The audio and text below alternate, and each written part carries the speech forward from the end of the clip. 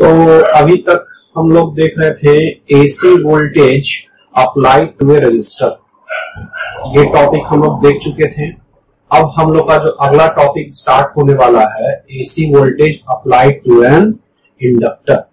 अब वहां पे रजिस्टर के जगह पे आपके पास एक इंडक्टर लगा हुआ है और वहां पे आप एसी वोल्टेज लगाते हैं किसी सर्किट में, ठीक है। तो वहां पे हमको करंट और वोल्टेज के बीच का जो फेज डिफरेंस है वो निकालने का है, ठीक है। पहले भी हम लोग रजिस्टर और वोल्टेज के बीच का फेज डिफरेंस निकाले थे और फेज एंगल क्या आया था, तो फेज डिफरेंस का एंगल आया था फाई का वैल्यू 0 आया था, तो उसमें कोई भी फेज डिफरेंस नहीं था, तो उसको इन फेज कहे थे। लेकिन यहाँ पे क्या होगा कि कुछ फेज डिफरेंस होगा, वो फेज डिफरेंस हम लोग को निकालने का है, ठीक है। तो हम लोग सबसे पहले इसके टॉपिक को लिखते हैं, AC voltage applied to an inductor.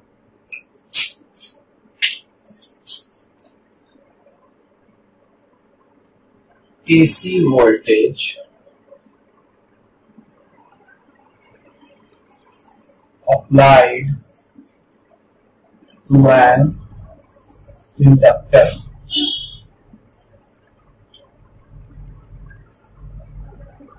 AC voltage applied to an inductor हो गया। तो सबसे पहले हम लोग लिखते हैं कि देखिए फिगर बना देते हैं। फिगर क्या है भाई कि आपके पास एक इंडक्टर लगा हुआ है। अच्छा, सेल्फ इंडक्टेंस का वैल्यू L है और ये आपका एसी सप्लाई है, ठीक है। ये इसको कहते थे। तो हम लोग लिखना स्टार्ट करते हैं।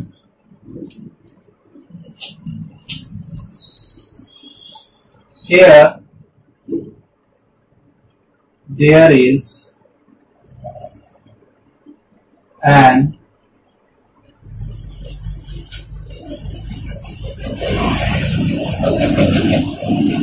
AC supply, AC source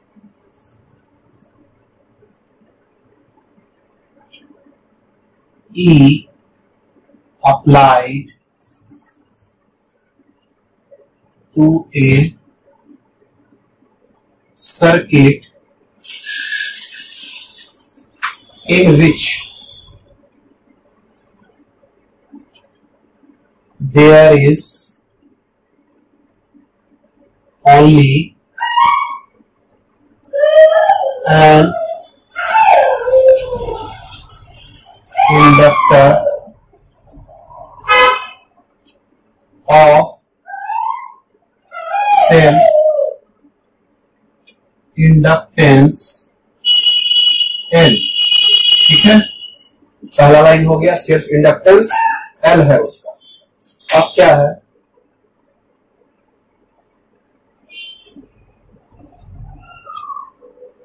since the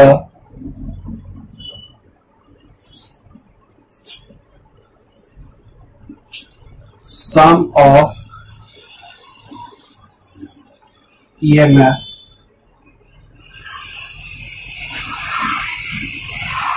inside the circuit will be 0, so sum of ET is equal to 0, ठीक है। अब चलिए, अब क्या है, इसलिए V minus L DI by DT is equal to 0 हो जाएगा इस सर्किट में, ठीक है। चलिए ऐसा करते हैं, इसमें अभी रुक जाता है, ठीक है। इसमें कुछ पॉइंट और लिख देते हैं। The inductor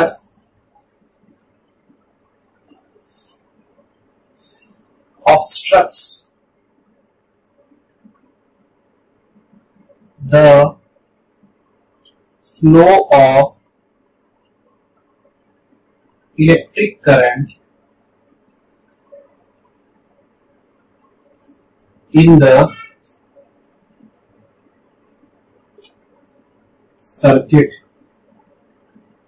The inductor obstructs the flow of electric current in the circuit due to opposite EMF generation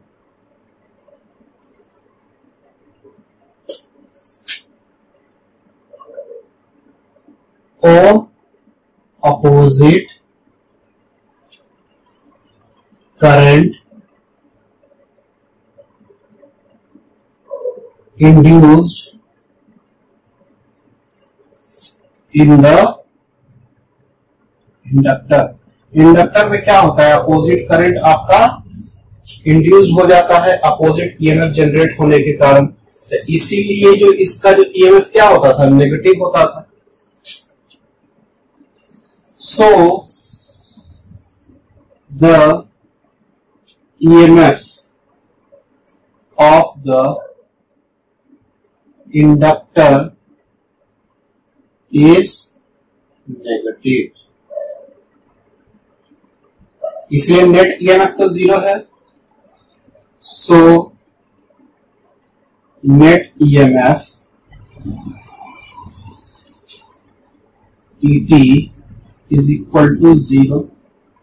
इसीलिए V minus L di/dt is equal to zero हो जाएगा. ठीक है, ये तो ऐसा हो जाएगा. इसमें इंडक्टर में इसमें सेल्फ इंड्यूस इंडक्शन का वैल्यू दिया हुआ है, वो L दिया हुआ है. तो V इज इक्वल टू क्या हो जाएगा, L di/dt. ठीक है. अब जो V जो आपका है वो आपका Vm sin ओमेगा t है. ठीक है, लिखते हैं as we know that V is equal to Vm sin omega t, इसलिए Vm sin omega t is equal to L di/dt. ठीक है. तो di/dt का जो वैल्यू हो गया वो Vm/L sin ओमेगा t यहां तक हो गया. ठीक है. अब देखिए ये di का जो वैल्यू है वो Vm/L sin omega t dt हो गया आपका. di जो वैल्यू हो गया वो क्या हो गया, Vm/L integration of sin omega t dt. ठीक है. तो ये वैल्यू क्या हो जाएगा, I is equal to Vm/L. अच्छा, integration of sine omega t dt का वैल्यू क्या हो जाएगा, ये हो जाएगा माइनस कॉस ओमेगा t. और इसमें जो होगा, आदि मान लिया डी ओमेगा टी करते हैं तो dt/d ओमेगा t, तो ओमेगा जो है नीचे बाहर निकल जाएगा तो ओमेगा L हो गया. ठीक है. तो I का वैल्यू हो जाएगा Vm/, अच्छा ये इसमें इंटीग्रेशन कांस्टेंट भी होगा, इसको C लिख दो. ठीक है, यहां तक इसको उतारिए, उसके बाद हम लोग आगे बढ़ेंगे. I इज इक्वल टू Vm/ओमेगा L minus cos omega t plus C है. ठीक है. तो ये जो C होगा वो एक्चुअली में क्या होगा, करंट का कोई वैल्यू ही ना होगा. ये C क्या होगा, करंट का कोई ना कोई वैल्यू ही होगा. तो here the integration constant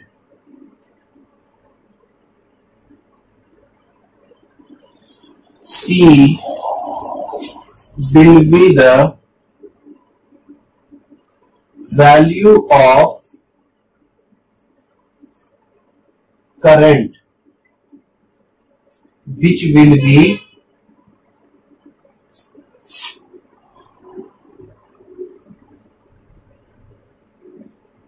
time independent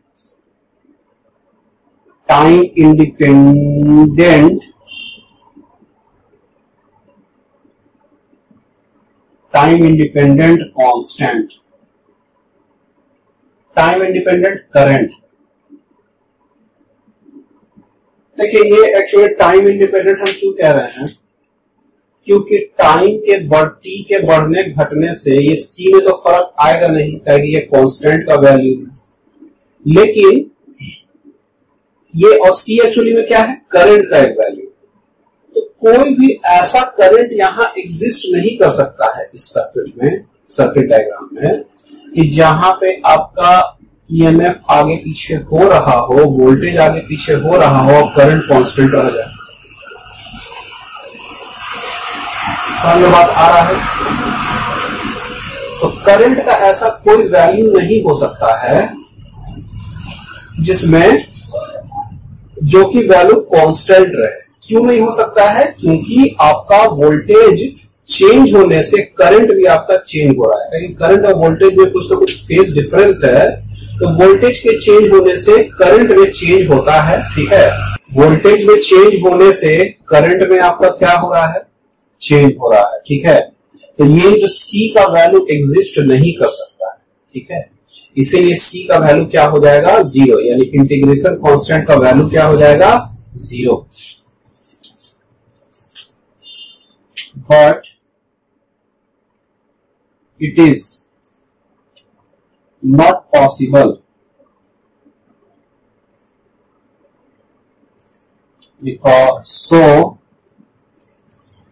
value of C, it is not possible because current value must be changed with the change in voltage। ठीक है, so value of C is equal to 0, इसीलिए I is equal to Vm by omega L cos omega t।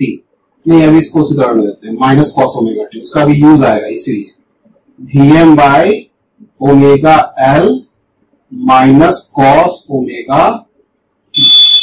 ठीक है, अब cos omega T का value क्या होगा उसको देखा जाए। देखिए, sine 90 minus theta is equal to cos theta होता है, ये सबको पता होगा। तो साइन थीटा माइनस 90 जो लिखेंगे, या माइनस यहां से बाहर निकाल देंगे, तो ये एक्चुअली में माइनस बाहर आ जाएगा कॉस थीटा, और माइनस बाहर आ जाएगा साइन माइनस थीटा, माइनस बाहर निकल जाएगा, तो minus sine theta minus 90 is equal to cos theta. तो sine theta minus 90 is equal to minus cos theta. इसीलिए साइन, देखिए इतना लिखने का जरूरत नहीं था, हम लिख दे रहे थे आपको एक्सप्लेन करने के लिए। ठीक है, sine omega T minus pi by 2 is equal to minus cos omega T, यानी माइनस कॉस ओमेगा टी का वैल्यू ये आ गया, उसी को हम लिख देंगे। So I is equal to Vm by omega L sine omega T minus pi by 2। ठीक है, ये हो गया। अब देखिए here omega L is equal to X L, इसको हम लोग कहेंगे इंडक्टिव रिएक्टेंस। ये एक्चुअली रेजिस्टेंस के जैसा काम कर रहा है, और ये रेजिस्टेंस किसका है? इंडक्टर का है। ठीक है, तो इसीलिए हम लोग रजिस्टर तो लिख नहीं सकते, इसीलिए हम लोग इसको क्या लिखे हैं? Inductive reactance. इसका नाम है इंडक्टिव रिएक्टेंस। कैपेसिटर में होगा तो कैपेसिटिव रिएक्टेंस, तो ये इंडक्टिव रिएक्टेंस हो गया। इसका जो यूनिट होगा, एसआई यूनिट जो होगा वो भी ओम ही होगा। ठीक है, एसआई यूनिट इसका क्या होगा? ओम होगा। इसीलिए I is equal to Vm by X L sine omega T minus pi by 2। ठीक है, तो I is equal to Im sine omega T minus pi by 2। Here Im is equal to amplitude of the current। ये current का amplitude ना होगा, सो Im is equal to Vm by XL। ये आपका equation होगा। ठीक है, ये maximum amplitude of the current is equal to voltage का एम्पलीट्यूड बाय इंडक्टिव रिएक्टेंस। ठीक है, तो ये आपका इक्वेशन हो गया। तो मेरे पास जो फाइनली इक्वेशन आया वो I का ये वाला इक्वेशन आया। ठीक है, अब मेरे पास V का तो इक्वेशन है ही, Vm साइन ओमेगा टी। तो हम लोग अब फेजर के फॉर्म में, अच्छा ये मेरे पास क्या है? So we have V is equal to Vm sine omega T और I is equal to Im sine omega T minus pi by 2। ठीक है, ऐसा होगा ना? तो दोनों के बीच का देख रहे हैं कि फेज में कुछ फर्क है। ठीक है, पाई बाई 2 का फर्क आ रहा है इसमें। ठीक है, तो वो हम लोग समझेंगे कि कैसे इसमें काम करता है। ठीक है, फेजर डायग्राम में हम लोग बनाकर जब चेक करेंगे तो ये चीज एकदम साफ साफ दिखेगा। ठीक है, बस यहां पे ये याद रखना है कि यहां पे इंडक्टिव रिएक्टेंस होता है ओमेगा एल, और ये inductive reactance directly proportional to क्या है? आपका एंगुलर फ्रीक्वेंसी, और सेल्फ इंडक्टेंस के वैल्यू के डायरेक्टली प्रोपोर्शनल। ठीक है, तो ये देखिए एक चीज होता है एंगुलर फ्रीक्वेंसी जिसको ओमेगा से हम लोग डिनोट कर रहे हैं, और एक सिर्फ आपको फ्रीक्वेंसी बता देगा, वो एक्चुअली हर्ट्ज में आपका जो वैल्यू देगा, तो उसको आप लोग एंगुलर फ्रीक्वेंसी नहीं समझिएगा। अच्छा क्वेश्चन देंगे तो आप लोगों को क्लियर समझ में आ जाएगा। अभी आपको ये समझना है कि ये इंडक्टिव रिएक्टेंस है जिसका वैल्यू ओमेगा एल है। ठीक है, यहां तक इसे उतारिए। और दूसरा चीज क्या है? इंडक्टिव रिएक्टेंस जो है एक तरह का रेजिस्टेंस जैसा है वो, और वो एक्चुअली उसका एसआई यूनिट भी ओम ही होगा। ठीक है, बाकी आई का वैल्यू जिस फॉर्म में लाना था हम ले आए हैं। एक्चुअली मेरा उद्देश्य यहाँ पे यही था कि करंट और वोल्टेज के बीच का फेज डिफरेंस को निकालना। फेज डिफरेंस तो यहाँ पर हम लोग निकाल चुके हैं। अब हम लोग फेजर डायग्राम से इसको जरा शो करके देखेंगे कि कैसा दिखता है। ठीक है, चलिए इसको उतारिए, पहले इसको फिर इसको फिर इसको। We have V is equal to Vm sin omega t and I is equal to Im sin omega t minus pi by 2। ठीक है, from here we see that current is pi by 2 behind the voltage. It means it's any maximum, minimum or zero value will come after pi by 2 phase. ठीक है, तो ये जो भी है वो पाई बाय 2 पीछे हो जा रहा है। ठीक है, वोल्टेज के पाई बाय 2 क्या रहेगा, पीछे रहेगा ये current. So for phasor diagram,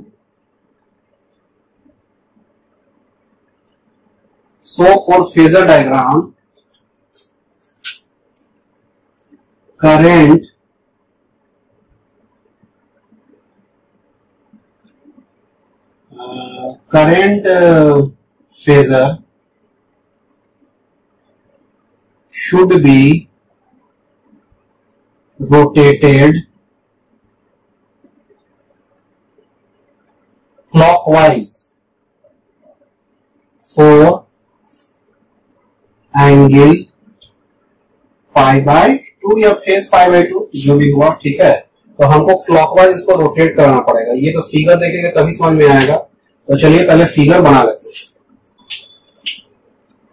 देखिए,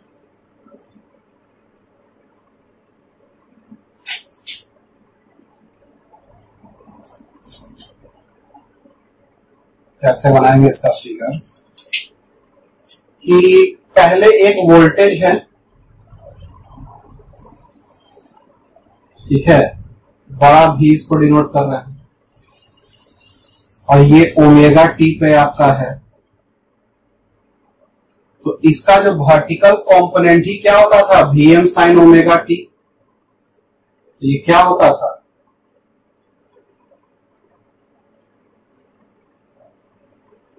Vm sine omega T, Vm sign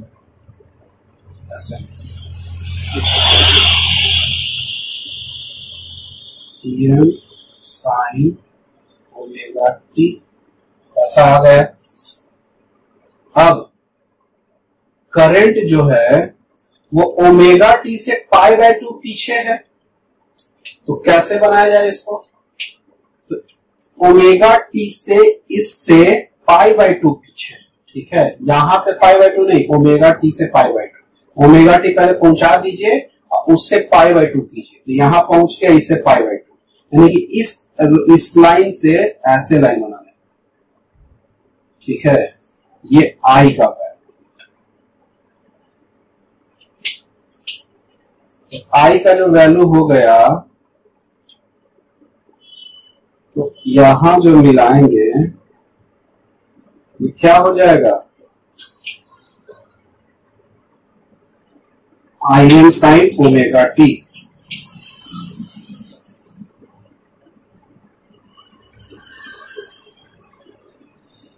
Im sine omega T minus pi by 2। Im sine omega T minus pi by 2। ठीक है, ये आपका क्या हो गया, यहां से Im का वैल्यू हो गया, ये I का मैक्सिमम वैल्यू होगा, ये Im का वैल्यू है। बड़ा वाला Im का वैल्यू है, यानी मैक्सिमम एम्पलीट्यूड वाला वैल्यू है। इसका ये कंपोनेंट है Im sin omega T minus pi by 2। और ये जो है इसका पूरा वैल्यू जो होगा वो Vm होगा, मैक्सिमम जो वोल्टेज का वैल्यू होगा Vm। ठीक है, और ये इसका कंपोनेंट तोड़ेंगे तो Vm sin ओमेगा टी। चलिए अब इसको एक्सटेंड कर देते हैं।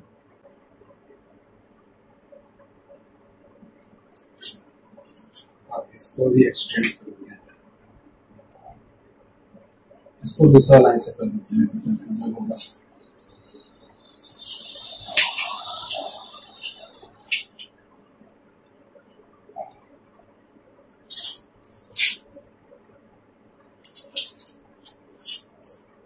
अब क्या है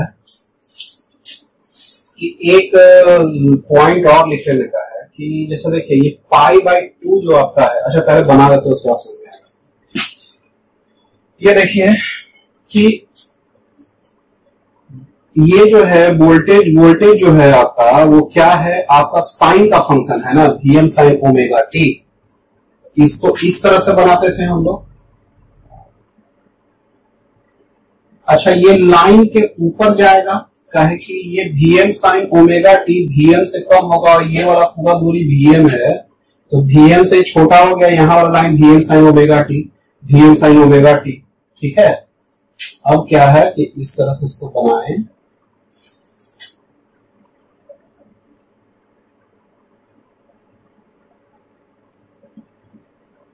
ठीक है, ऐसा ये बन गया। अब देखिए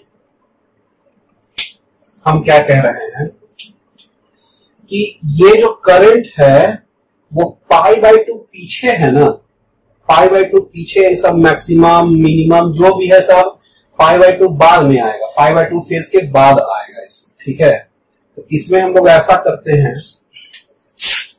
कि ये मान लीजिए इसका मैक्सिमम वैल्यू है, तो इसका π/2 हम पीछे लेंगे तो ये वाला पॉइंट होगा π/2।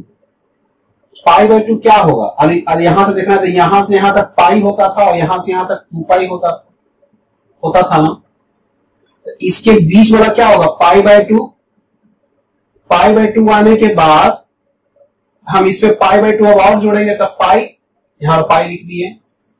अब पाई में फिर यहां तक आएंगे तो पाई प्लस π/2 तो 3π/2, और 3π/2 में फिर π/2 जोड़ेंगे तो 2π बन जा रहा है, जो 2π लिखा हुआ है। समझ बात आ रहा है, मतलब यहां से यहां तक आने में π/2 लग रहा है, यहां से आने में π/2, यहां से यहां तक π/2, यहां से आने तक π/2। ठीक है, ये बात समझ में आ रहा है। पहले हम फेज का बता रहे हैं कि ये π/2 जो यहां लिखा हुआ है ना, वो कैसे उसका पीछे हम समझेंगे।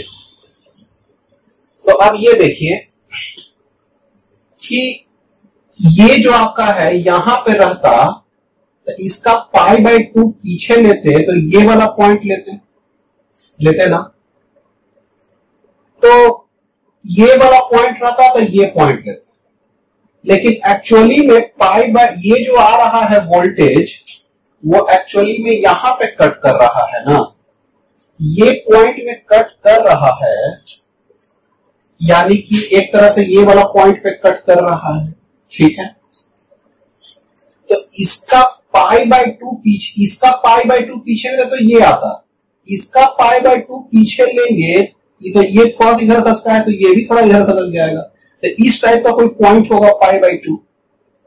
ठीक है, लेकिन ये π/2 वोल्टेज में नहीं लेना है हमको, π/2 पीछे किस में लेना है, करंट में लेना है। तो करंट में इसी टाइम में, ये वाला जो टाइम है आपका ओमेगा टी फेज है आपका, ठीक है, तो इसी में पॉइंट पर आपका जो करंट वाला साइन फंक्शन बनेगा ना, वहां पे उसका ऐसा वाला पॉइंट ले लेने का है। समझ में बात आ रहा है, कैसा वाला पॉइंट लेना है कि उसका ऐसा वाला पॉइंट लेने का है हमको। तो इस ग्राफ का जो करंट का जो भी ग्राफ साइन जैसा बनेगा ना, तो उसमें ऐसा वाला पॉइंट लेंगे जो π/2 पे कटना चाहिए, मतलब ये इस वाला पॉइंट पे कटना चाहिए, तो हम इसको ऐसे लेंगे। ठीक है, तो ये देखिए ये जो कट रहा है वो इसी टाइप का एक पॉइंट नहीं है जहां पे कट रहा है। इसका जो एम्पलीट्यूड होता है करंट का, आमतौर पे फोटो पे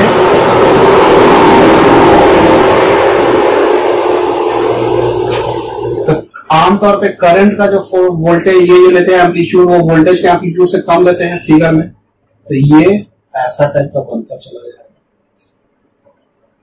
ठीक है, अच्छा ये जो जाएगा इसके तो नीचे ही जाएगा, क्योंकि ये Im sin ओमेगा टी है, तो इसके तो नीचे ही जाएगा कंफर्म।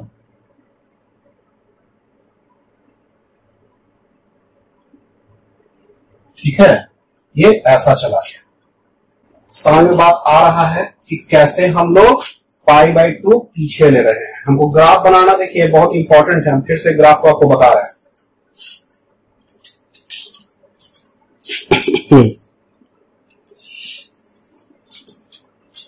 ग्राफ पे समझिएगा कि ये जो वोल्टेज है, ये वोल्टेज का मैक्सिमम वैल्यू Vm, और ये जो कंपोनेंट होते हैं Vm sin ओमेगा टी, तो ये जो ग्राफ बन रहा है साइन में, तो ये यहां से यहां दूरी Vm, और यहां पे तो क्या बना क्या रहा है Vm sin ओमेगा टी, तो ये भी Vm sin ओमेगा टी हो जाएगा, यही वाला आपका डिस्टेंस हो गया Vm sin ओमेगा टी वाला। तो ये ओमेगा टी फेस पे ये क्या कर रहा है, कट कर रहा है। अब क्या है, ये जो I जो है आपका, वो I एक्चुअली में Im sin ओमेगा टी है। तो Im sin ओमेगा टी है, तो हमारा जो बनेगा वो I का जो वैल्यू जो बनेगा यहां पर, वो Im sin ओमेगा टी वाला बन जाएगा। ठीक है, समझ बात आ रहा है। वोल्टेज को देखिए, इसको ऐसे मिलाना पड़ेगा।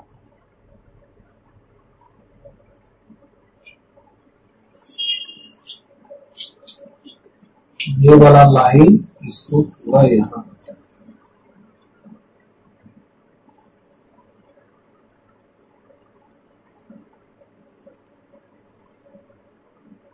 इस तरह से फाइनल फिगर को बनाइए।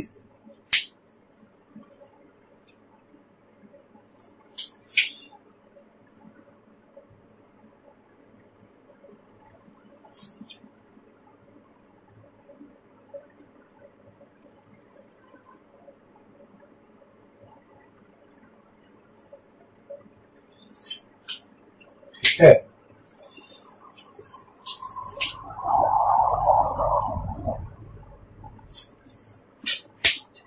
तो देखिए ये दूरी Im sin ओमेगा टी हो गया, तो ये भी Im sin ओमेगा टी हो गया आपका। ठीक है, तो Im sin ओमेगा टी इसको बना देने का है।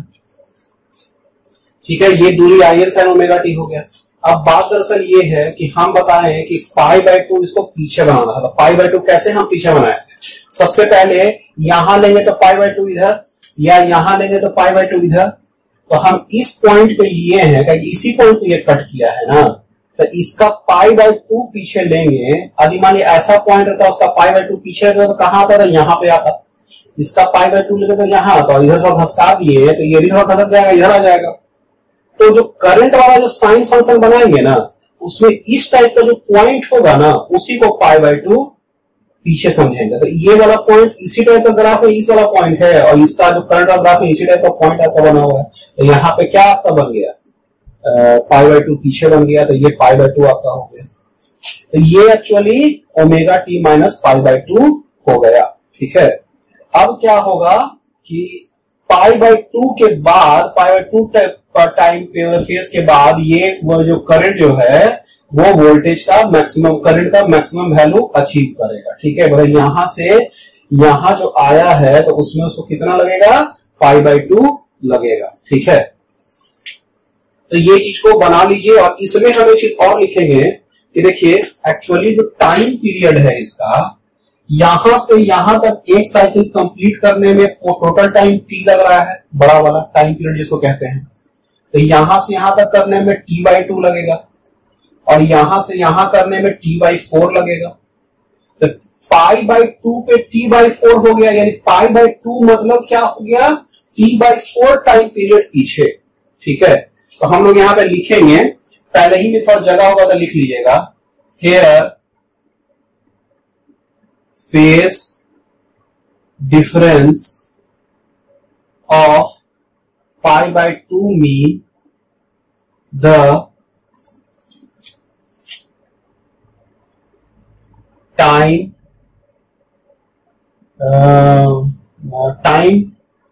t/4, the current is lagging behind voltage by T/4 time period, because pi/2 phase is equivalent to T/4 time period. ठीक है, चलिए इसको उतार दीजिए, ये हो गया आपका।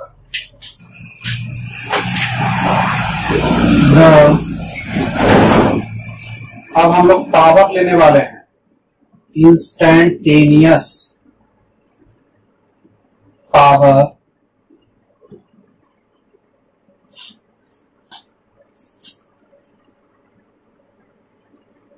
will be equal to P is equal to VI Vm sin omega t into Im sin omega t minus pi/2। ठीक है,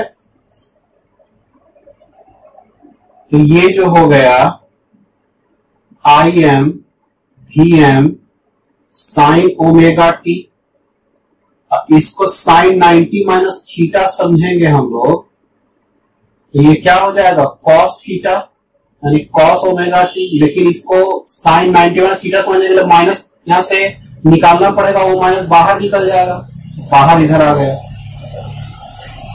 ये हो गया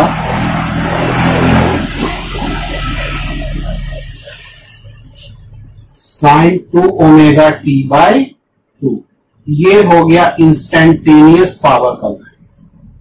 ये एवरेज पावर का वैल्यू नहीं होगा, इंस्टेंटेनियस पावर टी टाइम पे आपको निकालने का है, तो Im/2 डालिए और टी का वो टाइम पीरियड का वैल्यू डाल दीजिए, आपका इंस्टेंटेनियस पावर निकल जाएगा। एवरेज पावर एक साइकिल में निकालते हैं हम लोग, तो एवरेज पावर देखते हैं क्या।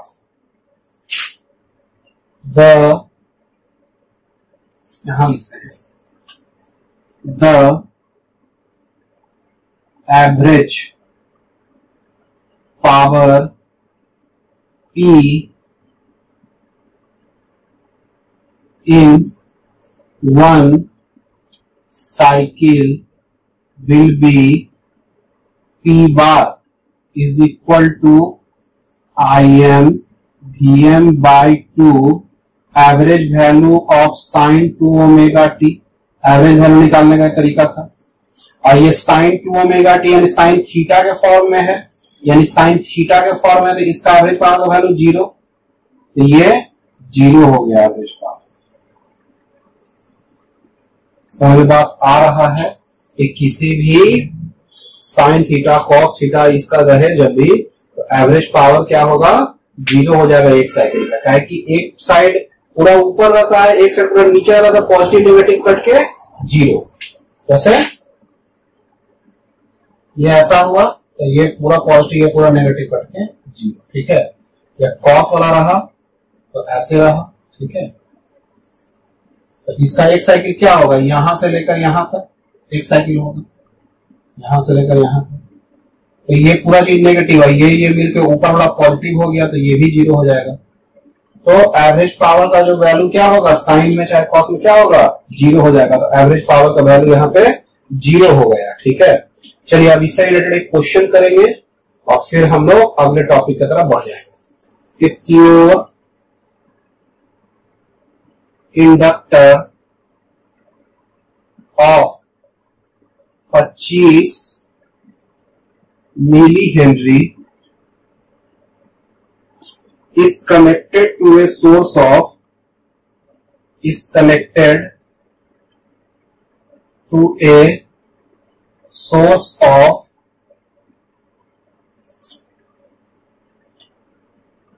220 volt. Full stop. Find the inductive reactance. Find the inductive reactance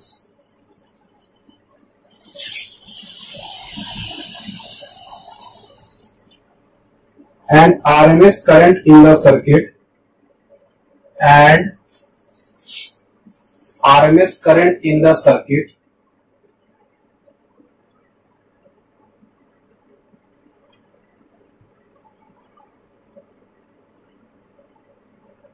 if the frequency of the source is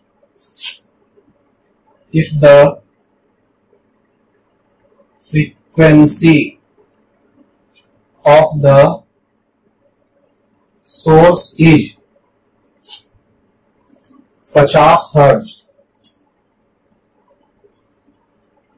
ठीक है।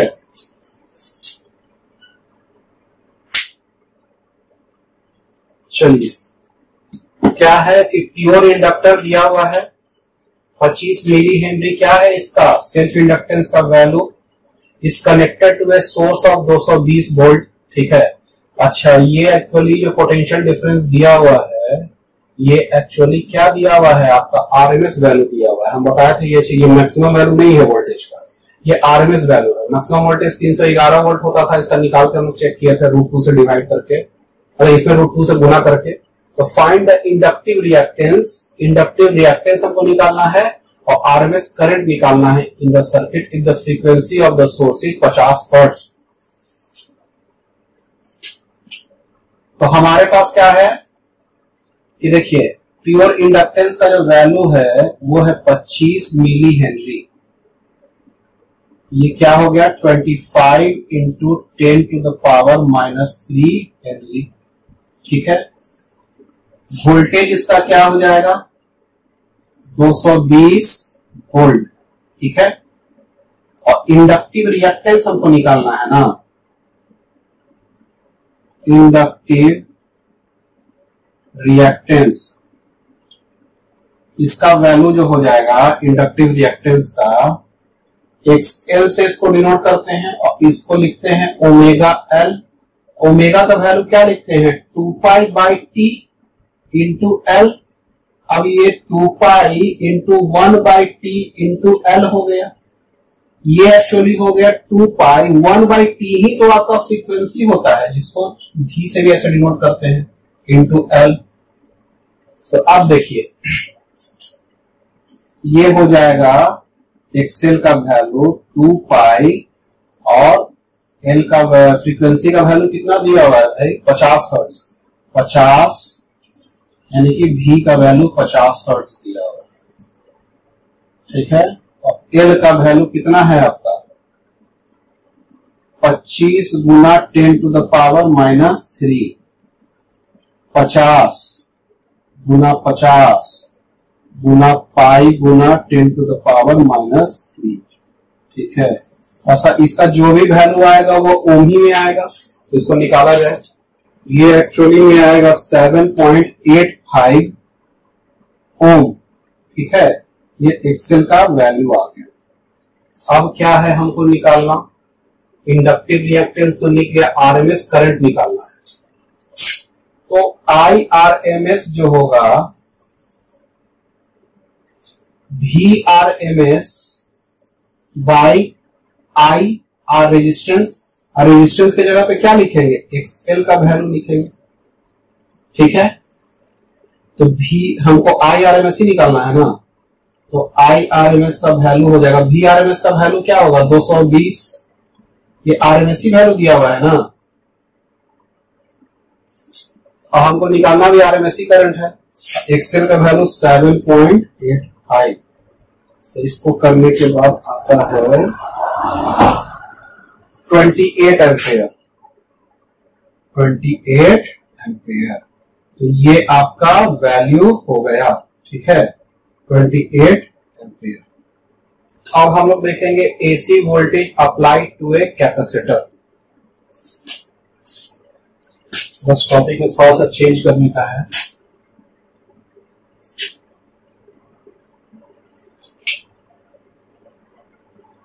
कैपेसिटर, बस फिगर में ये हो गया, सेम फिगर है, छोटा सा फिगर बना लेते हैं।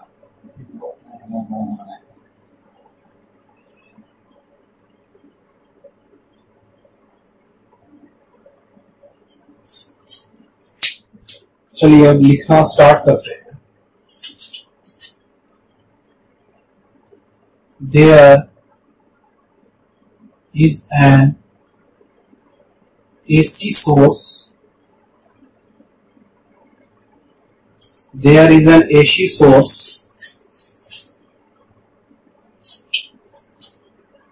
connected with the capacitor. ठीक है, AC source E connected with the capacitor in a circuit.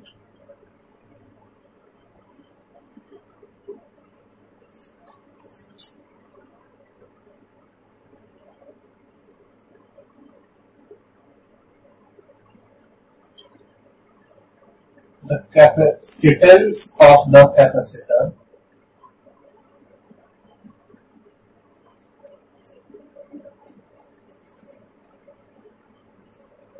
is C. Capacitance of the capacitor क्या हो गया? C हो गया। ठीक है, अब देखिए net EMF in the circuit is net EMF ऐसे नहीं क्या होता है, sum of the potential difference Kirchhoff's loop law से 0 ही होता है। ये ET इज इक्वल टू 0 लिख दिए। लेट, अच्छा एक सेकंड रुक जाइएगा, इसको भी लाइन हटा दीजिए। हम लोग लिखते हैं if the circuit is connected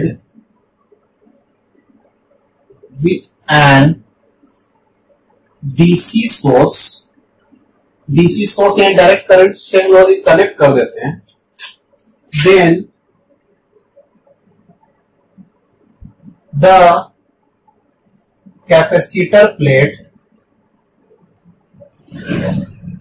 will get charged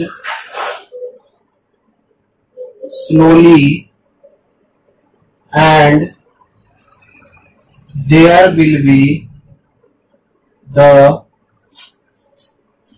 flow of current in the circuit. ठीक है, करंट में सर्किट में फ्लो करता है और चार्ज भी होता है। After the charging is completed in the DC source, there will be no flow of electric current in the circuit. ठीक है, जब चार्जिंग कंप्लीट हो जाएगा तो कोई भी करंट फ्लो सर्किट में नहीं होगा। But in AC source there will B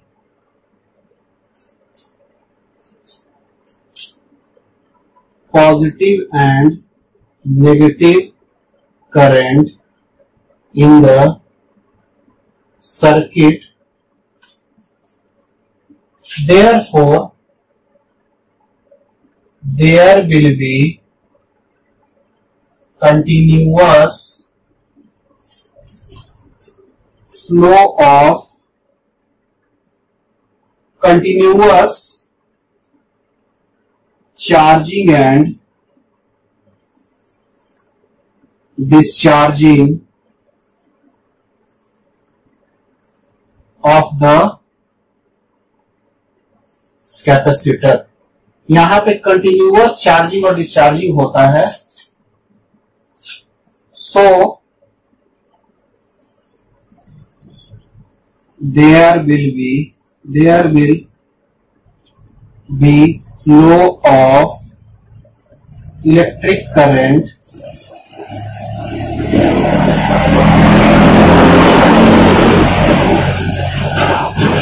so capacitor plate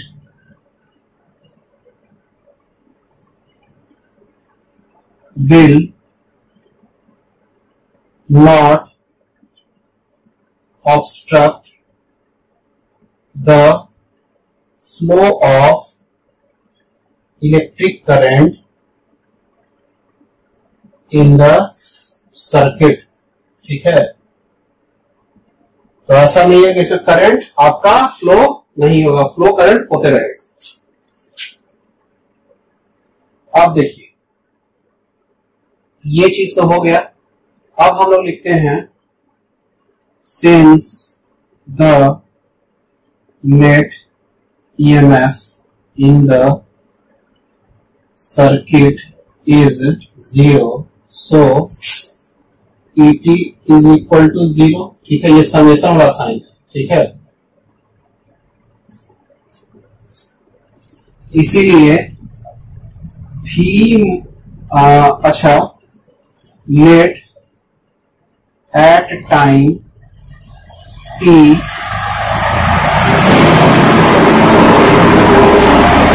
there is Q charge deposited on the plate। ठीक है, सो Q चार्ज मान लिया डिपॉजिट हो गया है, so potential difference between capacitor plate will be Q by C। ठीक है, ये लाइन हटा दीजिए, कोई जरूरत नहीं है इसका। ठीक है, तो Q by C होगा since the potential difference of capacitor plate will be equal to the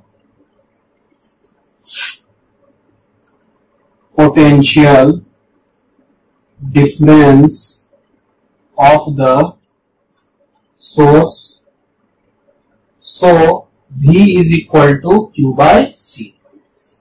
यहां तक इसको उतारिए, फिर अगला हम लोग लिखना स्टार्ट करेंगे मिटाकर।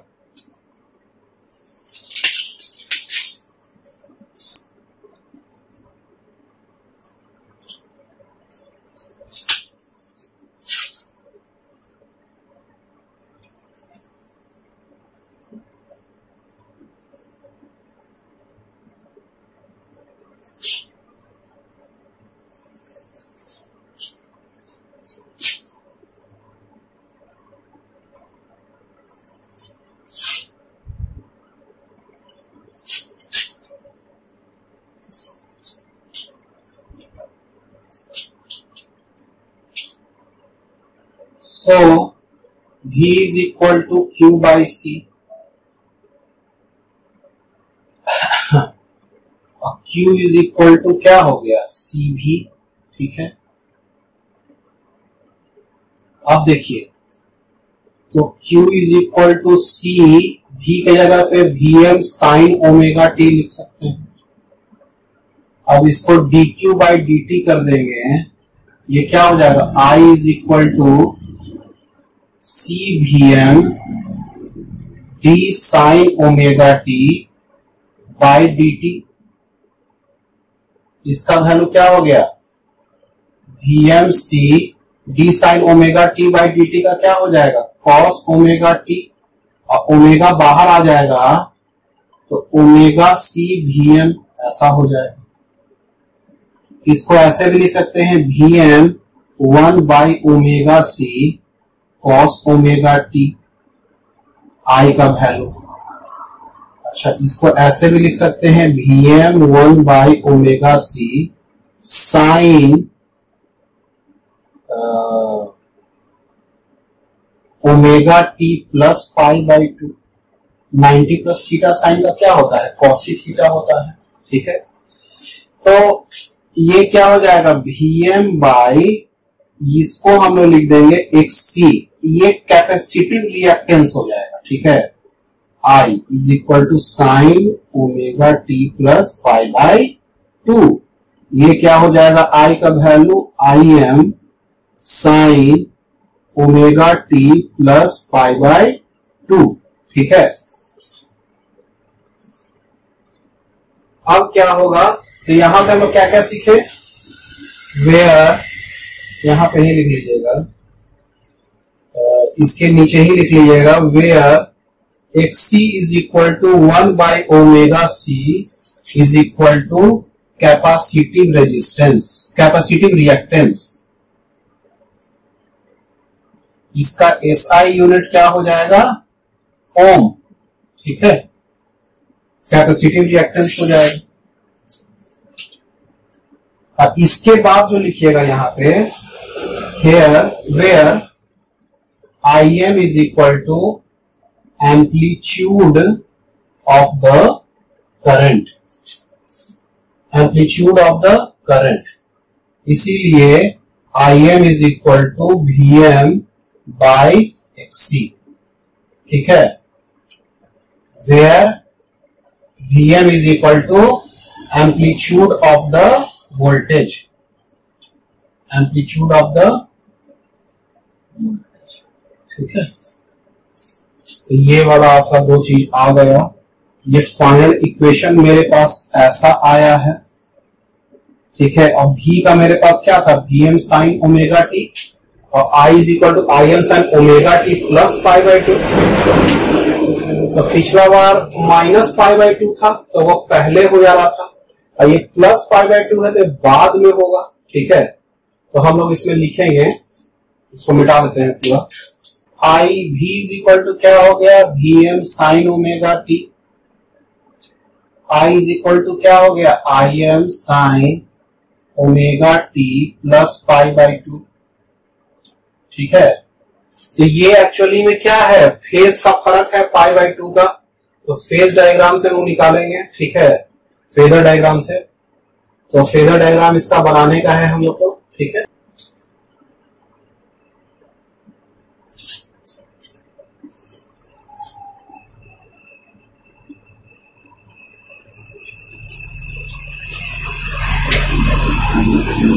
अब देखिए V जो है आपका ऐसा होगा, कोई V ओमेगा टी पर। ठीक है, अब ये पाई बाई 2 इसके क्या है, आगे है। ठीक है, तो पाई बाई 2 आगे है, इसको पाई बाई 2 हमको क्या करना है, ओमेगा टी तो यहां तक आ गया, plus pi by 2, plus pi by 2 यानी कि I ऐसा हो गया। ठीक है, और इसका जो कंपोनेंट होगा और इसका जो कंपोनेंट होगा, ठीक है, इसको लिख देते हैं यहाँ तक, इसका। ठीक है, ये हो जाएगा Im sine omega t plus pi by 2, ये हो जाएगा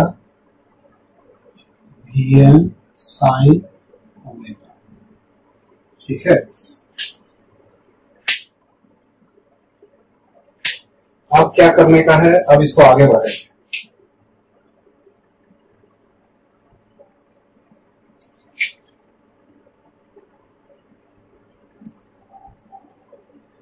अब इसका ग्राफ लिखना स्टार्ट करते हैं। तो सबसे पहले ग्राफ बनाते हैं वोल्टेज वाला, तो वोल्टेज वाला तो हमेशा इसके ऊपर ही बनता है, ऐसा।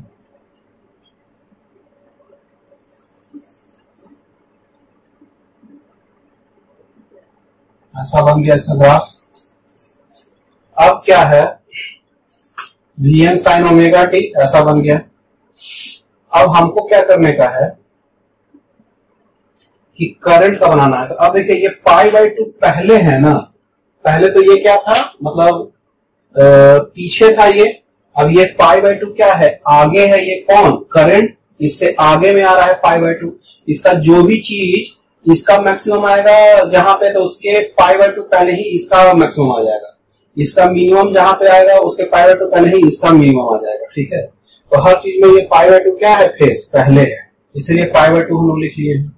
अब देखिए उसमें पीछे था, इसमें आगे है। अब देखिए जैसे मान लीजिए कि ये एक्चुअली में है ना, कि जैसे मान लीजिए कि यहां पे यदि ये रहता है वोल्टेज का वैल्यू, मैक्सिमम का वैल्यू, तो ये करंट क्या है, पाई बाय 2 इसके आगे है ना। हाँ, तो करंट इसके पाई बाय 2 आगे है, तो ये यहां पे पहुंच चुका होगा। यदि इसका वैल्यू यहां रहेगा तो ये यहां पहुंच जाएगा।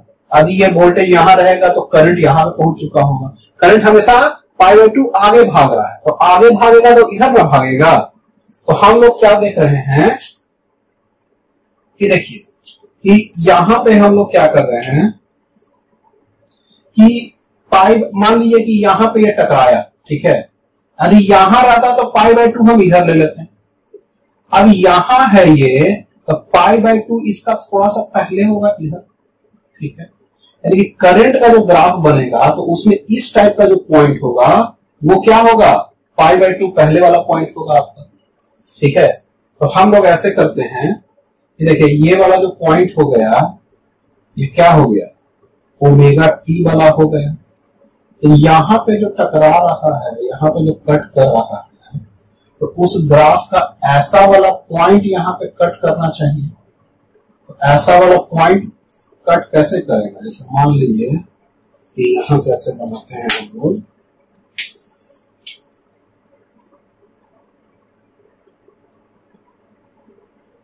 ऐसे वाला पॉइंट दिखाई देगी, इसी टाइप का पॉइंट बन गया यहां पे। ठीक है,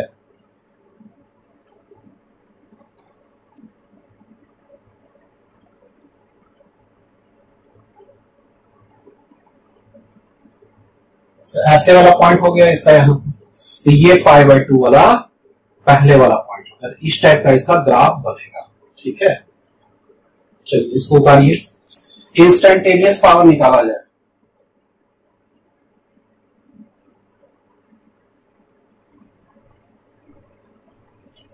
P का वैल्यू होगा VI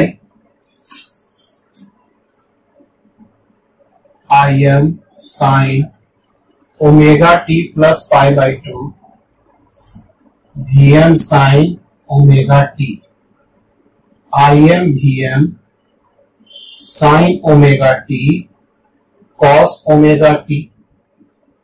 तो IM VM by 2 sine 2 omega t, ये पावर का वैल्यू हो गया।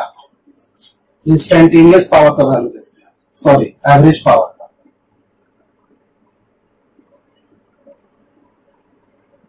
एवरेज पावर P का जो वैल्यू हो जाएगा वो क्या हो जाएगा, IM VM by 2 sine 2 omega t, 0। Average power का वैल्यू 0। ठीक है, तो इंस्टेंटेनियस पावर, एवरेज पावर निकल गया। टी टाइम पे इंस्टेंटेनियस पावर निकालना है, वैल्यू डालिए, इंस्टेंटेनियस पावर निकालिए, एवरेज पावर निकालिएगा 1 सेकंड में, तो क्या होगा, वो 0 वैल्यू हो जाएगा। तो ये आपका खत्म हो गया। चलिए इससे रिलेटेड क्वेश्चन कर लेते हैं।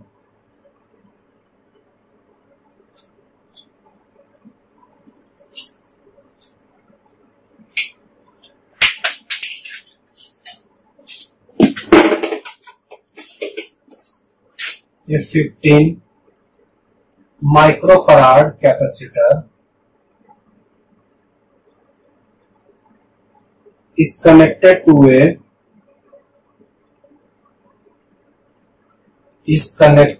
a 220 volt 50 hertz source, 50 hertz source. Find the capacitive reactance. Find the capacitive reactance and the current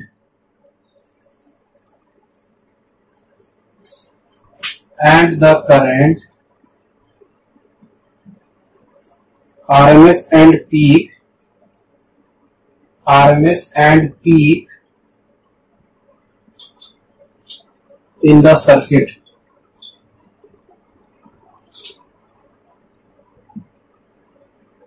If the frequency is doubled,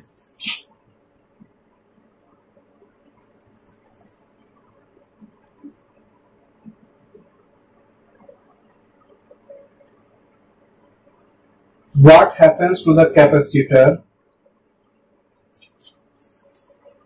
What happens to the capacitor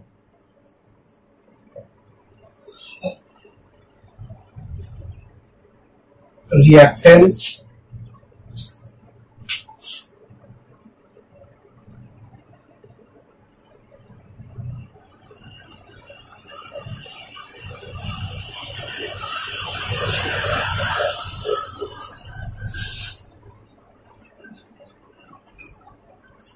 and the current?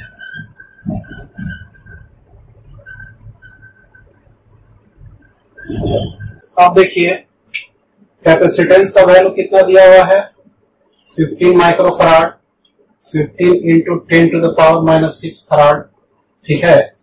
Voltage का value कितना दिया हुआ है, 220 volt. अच्छा ये RMS voltage है ना, ये भी आरएमएस का वैल्यू है। अच्छा ये फ्रीक्वेंसी का वैल्यू कितना दिया हुआ है, 50 हर्ट्ज, ठीक है। 50 और 220 वोल्ट, पहले जैसा क्वेश्चन ऐसा है। Find the capacitive reactance, capacitive reactance चाहिए ना। कैपेसिटिव रिएक्टेंस को क्या करें, XC से नोट करते हैं, ये 1/ω/C होता है, और 1/ω/C क्या होगा, 2π/T इंटू C, यानी कि 2π into frequency into C। 1/T का जगह पे हम क्या लिख दिए हैं, फ्रीक्वेंसी लिख दिए हैं। ये फ्रीक्वेंसी हो गया, ये एंगुलर फ्रीक्वेंसी हुआ ओमेगा, और 1/T क्या हुआ, सिर्फ फ्रीक्वेंसी हुआ, जिसको हर्ट्ज में डिनोट करते हैं। और 1/2π, ये जो हो गया फ्रीक्वेंसी का वैल्यू 50 गुना C का value 15 into 10 to the power minus 6। इसका वैल्यू जो भी आएगा वो ओम में आएगा, इसको निकाला जाए। 212 ओम, 212 ओम इसका कैपेसिटिव रिएक्टेंस आ गया। अब हमको क्या करना है, करंट का वैल्यू निकालना है, आरएमएस भी और पीक भी। IRMS जो होगा वो VRMS बाय XC होगा, ठीक है।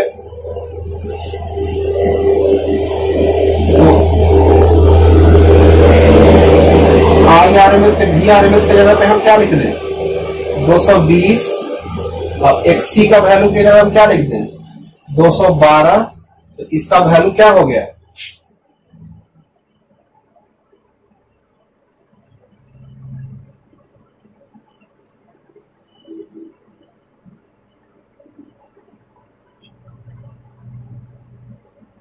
1.04 एम्पियर, 1.04 एम्पियर आ गया, ठीक है। अब हमको क्या चाहिए, पीक करंट चाहिए ना।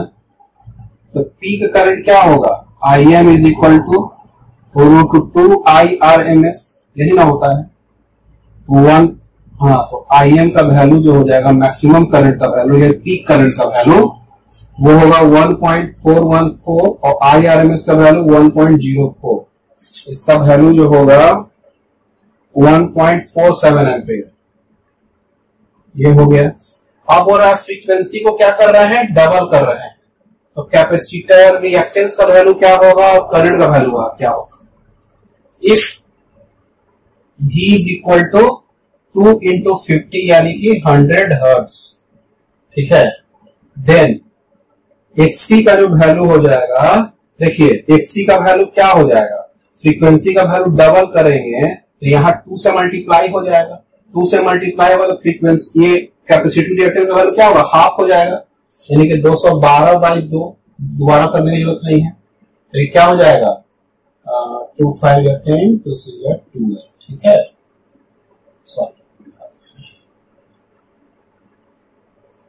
ठीक है। अब देखिए कैपेसिटिव रिएक्टेंस निकालिए, आप करंट का क्या होगा। तो IRMS का जो वैल्यू हो जाएगा वो करंट का वैल्यू देख रहे हैं क्या होगा, इसका वैल्यू जब आधा होगा तो करंट का वैल्यू दुगना हो जाएगा, यानी कि 2 इंटू 1.04 यानी कि 2.08 एम्पियर। और आई मैक्सिमम का वैल्यू क्या होगा, 2 इंटू 1.47 यानी कि कितना हो गया 2.94 एम्पियर। ठीक है, तो ये आपका हो गया। चलिए इसको उतार लीजिए, हो गया। अब अगला भी क्या करेंगे हम लोग कि कैपेसिटर भी लगाएंगे, इंडक्टर भी लगाएंगे, रजिस्टर भी लगाएंगे। अब तब हम लोग देखेंगे